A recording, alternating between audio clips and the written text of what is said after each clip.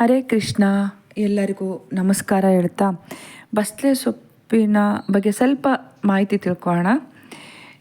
ಇದು ಆರೋಗ್ಯಕ್ಕೆ ತುಂಬ ಒಳ್ಳೆಯದು. ಇದರಲ್ಲಿ ಏನೇನು ಮಾಡ್ಬೋದು ಅಂದರೆ, ನಾವು ಪಕೋಡ ಥರ ಉಪಯೋಗಿಸ್ಕೋಬೋದು. ಆಮೇಲೆ ಬಸಳೆ ಸೊಪ್ಪಲ್ಲಿ ದೋಸೆ ಕೂಡ ಮಾಡ್ಕೋಬೋದು, ತಾಳಿಪಟ್ಟು ಕೂಡ ಮಾಡ್ಕೋಬೋದು, ಸಾಂಬಾರು, ಪಲ್ಯ, ಸೂಪು ಈ ಥರ ಮಾಡ್ಕೋಬೋದು.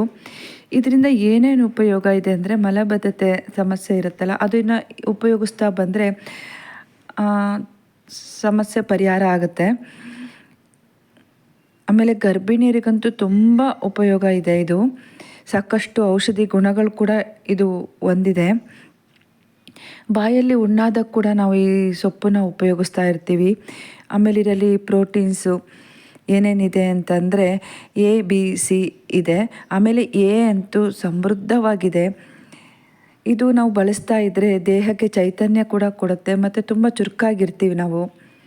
ಇದರಲ್ಲಿ ತಂಬುಳಿ ಕೂಡ ನಾವು ಮಾಡ್ಕೋಬೋದು. ಬಸಳೆ ಸೊಪ್ಪು ನೋಡಿ ಯಾವ ಥರ ಇದು ಒಂದು ಕಾಂಡ ತೆಗೆದು ಹಿಂಗೆ ಹಾಕಿದರೆ ಸಾಕು, ಅದಾಗೆ ಬೆಳೆದು ಬಿಡುತ್ತೆ. ದಪ್ಪ ಕಾಂಡ ಇರುತ್ತಲ್ವ, ಅದನ್ನು ತೆಗೆದು ಹಿಂಗೆ ಕಟ್ ಮಾಡಿ ಹಿಂಗೆ ರೌಂಡ್ ಸುತ್ತು ಹಾಕಿದರೆ ಆ ಬಳ್ಳಿ ಚಿಗುರತ್ತೆ. ನಾವು ಮೆಣಸಿನ್ಕಾಯಿ ಬೋಂಡ ಹೇಗೆ ಹಿಟ್ಟಚ್ಚಿ ಮಾಡ್ತೀವಲ್ವ, ಅದೇ ಥರ ಈ ಬಸಳೆ ಸೊಪ್ಪಲ್ಲಿ ಬಸಳೆ ಸೊಪ್ಪನ್ನು ಹಿಟ್ಟಲ್ಲಿ ಎದ್ದು ಹಾಕಿದರೆ ಸೂಪರಾಗಿರೋ ಬೋಂಡ ಕೂಡ ರೆಡಿ ಆಗುತ್ತೆ. ಪಕೋಡ ಕೂಡ ಮಾಡ್ಕೋಬೋದು. ಪಕೋಡಕ್ಕೆ ಸ್ವಲ್ಪ ಈರುಳ್ಳಿ, ಎಳೆಕೋಸು, ಸ್ವಲ್ಪ ಹಸಿಮೆಣ್ಸಿನ್ಕಾಯಿ, ಕೊತ್ತಂಬರಿ, ಜೀರಿಗೆ ಎಲ್ಲ ಹಾಕ್ಬಿಟ್ಟು ಒಂದು ಪಕೋಡ, ಸೂಪರಾಗಿರೋ ಪಕೋಡ ಕೂಡ ಆಗುತ್ತೆ. ತಾಳಿಪಟ್ಟು ನಾವು ಮಾಡ್ತೀವಲ್ವ, ಅವಾಗಿದೆ ಒಂದು 4-5 ಚಿಕ್ಕ ಚಿಕ್ಕ ಎಲೆಗಳನ್ನ ತಗೊಂಡು ಸಣ್ಣಕ್ಕೆ ಹೆಚ್ಚಿ ತಾಳಿಪಟ್ಟು ಕೂಡ ಮಾಡ್ಕೋಬೋದು. ಇದರಿಂದ ಬೀಜನೂ ಕೂಡ ಎಸೆಯೋದು ಬೇಡ. ಅದರಿಂದ ಸಾಕಷ್ಟು ಉಪಯೋಗಗಳಿದೆ. ಪೂರ್ತಿ ವಿಡಿಯೋ ನೋಡಿ ಬೀಜನ ಹೇಗೆ ಉಪಯೋಗಿಸೋದು ಅಂತ ನೋಡೋಣ. ನೋಡಿ, ಈ ಕಾಂಡದಲ್ಲಿ ಎಲೆ ಹೇಗಿದೆ ನೋಡಿ ದಪ್ಪಕ್ಕೆ, ಅದು ಒಂದು ಎಲೆ ತೆಗೆದರೆ ಸಾಕು, ಆ ಜಾಗದಲ್ಲಿ ಮತ್ತೆ ಬೆಳ್ಕೊಳ್ಳುತ್ತೆ.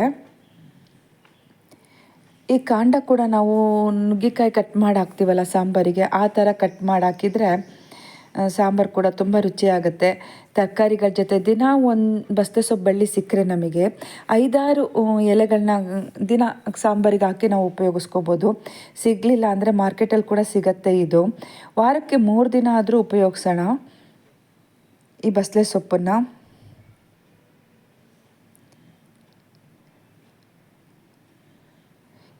ಇದು ಒಂಥರ ಪೋಷಕಾಂಶದ ಗಣಿ ಅಂತಲೇ ಕೂಡ ನಾವು ಹೇಳ್ಬೋದು.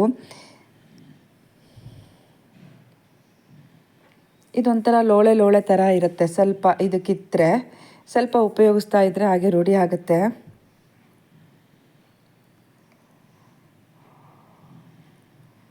ನೋಡಿ ಹೇಗೆ ಬೆಳ್ಕೊಂಡಿದೆ ಇದು. ಬೀಜ ಕೂಡ ನೋಡಿ ಕಪ್ಪಗಿರುತ್ತೆ ಇದು ಬೀಜನೂ ಸಿಕ್ಕಾಗ ನಾವು ಉಪಯೋಗಿಸ್ಕೋಬೋದು. ಇದನ್ನು ಸ್ವಲ್ಪ ಒಣಗಿಸ್ಬಿಟ್ಟು ನೆಲದಲ್ಲಿ ಹಾಕಿದರೆ ಬಸಳೆ ಸೊಪ್ಪು ಬೆಳ್ಕೊಳ್ಳುತ್ತೆ. ಇದು ಕೆಂಪಾಗಿರುತ್ತೆ ಬೀಜ.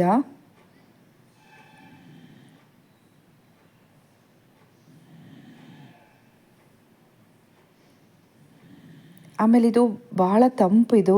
ಆಮೇಲೆ ಒಂದೊಂದು ಸಲ ನಮಗೆ ಹಶ್ವು ಆಗ್ತಾನೇ ಇರಲ್ಲ, ಆವಾಗ ಈ ಬಸಳೆ ಸೊಪ್ಪಿನ ಪಲ್ಯ, ಸಾಂಬಾರು ನಾವು ಮಾಡ್ಕೊಂಡು ತಿಂದರೆ ಹಶ್ವು ಕೂಡ ಚೆನ್ನಾಗಾಗುತ್ತೆ.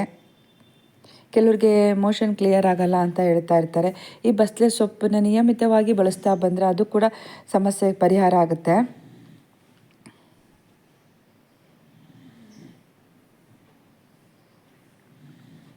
ನಾವು ಒಂಥರ ಮೆಡಿಕಲ್ ಸ್ಟೋರ್ ಮಧ್ಯೆನೇ ಇರ್ತೀವೇನೋ ಅನಿಸುತ್ತೆ ಒಂದೊಂದು ಸಲ. ಅಂದರೆ ಗಿಡಗಳೆಲ್ಲ ಹಾಕ್ಕೊಂಬಿಟ್ಟು ಅದು ತೆಗೆದು ಉಪಯೋಗಿಸಲ್ಲ. ಈ ಥರ ಸೊಪ್ಪುಗಳಿಂದ ಸಾಕಷ್ಟು ಉಪಯೋಗಗಳಿದೆ. ನಾವು ಅದನ್ನು ತಿಳ್ಕೊಂಡು ಉಪಯೋಗಿಸ್ತಾ ಬಂದರೆ ಅನುಕೂಲ ಕೂಡ ಆಗುತ್ತೆ. ನಾವು ಏನೇ ಒಂದು ಅಡುಗೆ ಮಾಡ್ತೀವಲ್ಲ, ಆವಾಗ ಒಂದೊಂದು 2 ಎಲೆಗಳು ಹಾಕಿದರೆ ಚೆನ್ನಾಗಿರುತ್ತೆ. ಉಪ್ಪಿಟ್ಟಿಗೂ ಒಂದು 4 ಎಲೆಗಳನ್ನ ಹಾಕ್ಬೋದು, ಚಿಕ್ಕದು ತೆಗೆದುಬಿಟ್ಟು. ಆಮೇಲೆ ಬಿಸಿಬೇಳೆ ಬಾತು, ಪಲಾವು ತುಂಬ ಹಾಕಿದರೆ ಒಂಥರ ಲೊಳೆ ಬರುತ್ತೆ. ಒಂದು 5-6 ಎಲೆಗಳು ಹಾಕಿದರೆ ಆ ಥರ ಏನು ಅನಿಸೋದಿಲ್ಲ. ನಾನು ಇಂದಿನ ವಿಡಿಯೋದಲ್ಲಿ ಇದು ಪಲ್ಯ ಹೇಗೆ ಮಾಡೋದು, ಸಾಂಬಾರು ಹೇಗೆ ಮಾಡೋದು ಅಂತ ನಾನು ತೋರಿಸಿದ್ದೆ.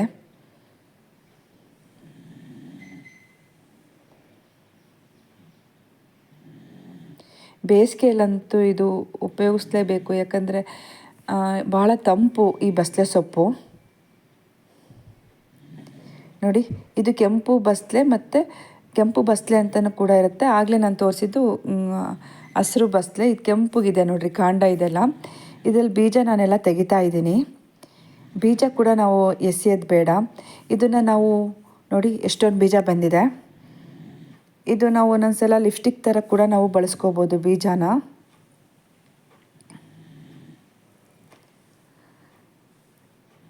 ಒಂಥರ ಪಿಂಕ್ ಕಲರ್ ಬರುತ್ತೆ ಇದರ ರಸ. ಇದು ಕೆಂಪು ಬಸಳೆ ಅಂತ ಹೇಳ್ತಾರೆ. ಇದರಲ್ಲೂ ಕೂಡ ಸಾಕಷ್ಟು ಉಪಯೋಗಗಳಿದೆ.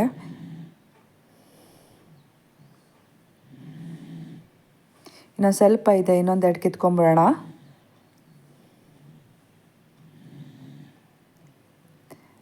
ಆಗಲೇ ನಾನು ತೋರಿಸಿದ್ನಲ್ಲ ಹಸಿರುದು ಬಸಳೆ ಅಂತ, ಅದರಲ್ಲೂ ಕೂಡ ಬೀಜ ಇದೆ. ಅದು ನಾನು ತಗೊಳ್ತಾ ಇದ್ದೀನಿ.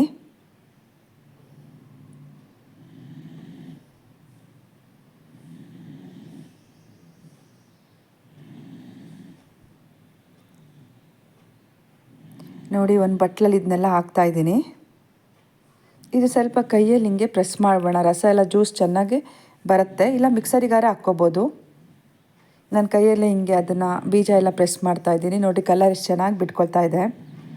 ನಾವು ತಲೆಗೆ ಮೆಹಂದಿ ಹಾಕ್ಕೊತೀವಲ್ಲ, ಒಂದೊಂದು ಸಲ ಮೆಹಂದಿ ಇಲ್ದಾಗ ನಮಗೆ ಈ ಥರ ಬಸಳೆ ಸೊಪ್ಪು ಸಿಕ್ಕಾಗ ಈ ಥರ ನಾವು ತಲೆಗೆ ಹಚ್ಕೊಂಡ್ರೆ ಬಿಳಿ ಆಗಿರೋ ಕೂದಲೆಲ್ಲ ಇನ್ನು ಮೆಹಂದಿ ಹಾಕೊಂಡಾಗ ಯಾವ ಕಲರ್ ಬರುತ್ತೆ ಅದೇ ಥರ ಕಲರ್ ಬರುತ್ತೆ. ನಾನು ಉಪಯೋಗಿಸಿದ್ದೀನಿ ಇದನ್ನು. ಆಮೇಲೆ ಲಿಪ್ಸ್ಟಿಕ್ ಥರನೂ ಮಾಡ್ಕೋಬೋದು ನಾವು ಇದನ್ನು. ಒಂದು ಸಲ ಲಿಪ್ಸ್ಟಿಕ್ ಹಾಕ್ಕೊಳ್ಳೋಕ್ಕೆ ನಮಗೆ ಬೇಡ ಅನಿಸುತ್ತೆ, ಆಗ ನಾವು ಈ ಥರ ಒಂದು ಬಸಳೆ ಸೊಪ್ಪಿನ ಬೀಜ ಒಂದು ಹಿಂಗೆ ಪ್ರೆಸ್ ಮಾಡಿಬಿಟ್ಟು ಲಿಪ್ಸ್ಟಿಕ್ ಥರ ಕೂಡ ನಾವು ಬಳಸ್ಕೋಬೋದು. ನೋಡಿ ಯಾವ ಥರ ಕಲರ್ ಬಿಟ್ಕೊಂಡಿದೆ, ಯಾವ ಕೆಮಿಕಲ್ ಕೂಡ ಇಲ್ಲ. ಧೈರ್ಯವಾಗಿ ನಾವು ತಲೆಗೆ ಹಾಕ್ಕೋಬೋದು. ನೋಡಿ ಕಲರ್ ಎಷ್ಟು ಚೆನ್ನಾಗಿದೆ ಇದು. ನಾನು ಇದನ್ನೆಲ್ಲ ಒಂದು ಸೋಸ್ಕೊತಾ ಇದ್ದೀನಿ. ಇದ್ರ ಜೊತೆಗೆ ನಾವು ಸ್ವಲ್ಪ ಅಲೋವೆರಾ, ನೋಡಿ ನಾನು ಕೈ ತೊಳಿತಾ ಇದ್ದೀನಿ. ಅದು ಕಲರ್ ನೋಡಿ ಹಾಗೆ ಕೈಗೆ ಹೇಗೆ ಅಂಟ್ಕೊಂಡಿದೆ ಅಂತ. ಈ ರೀತಿ ನಾವು ಬಸಳೆ ಸೊಪ್ಪು ಬೀಜ ಸಿಕ್ಕಾಗ ಅಲೋವೆರಾ, ಸ್ವಲ್ಪ ಕರಿಬೇವು, ನಿಂಬೆಹಣ್ಣೆಲೆ, ದಾಸವಾಳದ ಎಲೆ ಜೊತೆ ಸೇರಿ ಹಾಕ್ಕೊಂಡ್ರೆ ಕೂದಲಿಗೆ ತುಂಬ ಚೆನ್ನಾಗಿ ಕಾಣಿಸುತ್ತೆ. ನಾವು ಮೆಹಂದಿ ಹಾಕೊಂಡಾಗ ಯಾವ ಥರ ಕಲರ್ ಬರುತ್ತೋ ಅದೇ ಥರ ಕಾಣಿಸುತ್ತೆ. ನೋಡಿ ಎಷ್ಟು ಚೆನ್ನಾಗಿದೆ. ಈ ಥರ ಬಸಳೆ ಸೊಪ್ಪು ಒಂದು ಬೀಜ ಸಿಕ್ಕಾಗ ಬಿಡೋಕ್ಕೆ ಹೋಗಬೇಡಿ, ಉಪಯೋಗಿಸ್ಕೊಳ್ಳಿ. ಅಲೋವೆರಾ ಎಲ್ಲ ಮಿಕ್ಸ್ ಮಾಡಿ ಮಿಕ್ಸರಲ್ಲಿ ರುಬ್ಕೊಂಡು ನಾವು ತಲೆಗೆ ಹಾಕ್ಕೊಂಡ್ರೆ ಚೆನ್ನಾಗಿರುತ್ತೆ.